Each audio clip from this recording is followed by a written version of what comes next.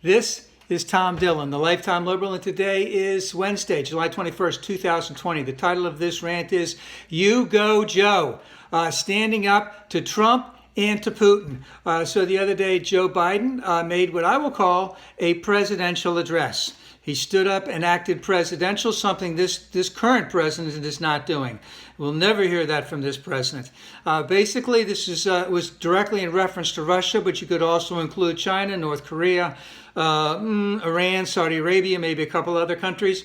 But basically, the direction is that whoever interferes with the United States in the 2020 election, Joe Biden, I as president, if I'm selected, will bring the full force of the U.S. government, whether it be economic, whether it be cyber attacks, etc. I will bring that down on you if you interfere. And it basically indicated that, yes, there will be considerable retaliation. Now, it might cause these countries to try and get involved even more, but what he was saying behind the scenes on some of this is, number one, Russia, I will crush you.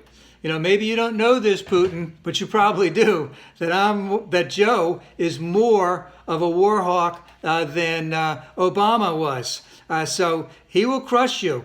He was also telling to the intel agencies here in the United States and across the world that I got your back. All right, be prepared to strike.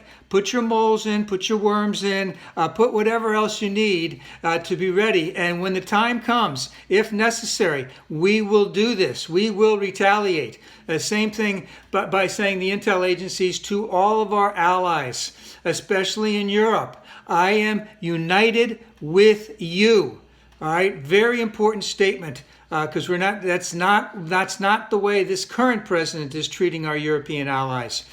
And if I could just hound on the Russia aspect for just a minute in terms of misinformation, whether it's trolls, bots, et cetera, et cetera. Just imagine, when you think about it, the amount of information that's going out there right now in terms of just a couple things: the number of cases of coronavirus, how good hydroxychloroquine actually is, the whole thing about the masks, incredible amount of misinformation that's being put out there through Twitter, through Facebook, through YouTube. And guess what? It's not just coming from domestic sources. It's coming from all over the world.